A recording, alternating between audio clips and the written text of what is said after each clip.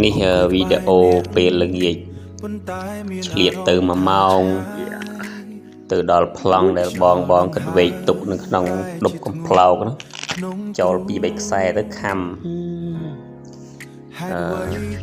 មិនធំទេបាទ4ខំដែរពីវីដេអូហ្នឹង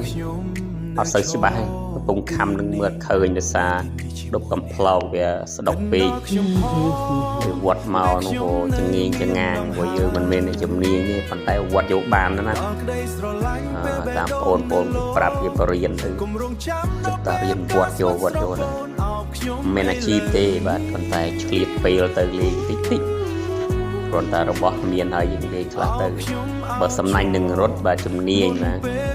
ទៅប៉ុណ្ណឹងហែករត់បដោយសំណាញ់វិញក្របទៅឲ្យរឺប្លោកតិចបាទអរគុណច្រើន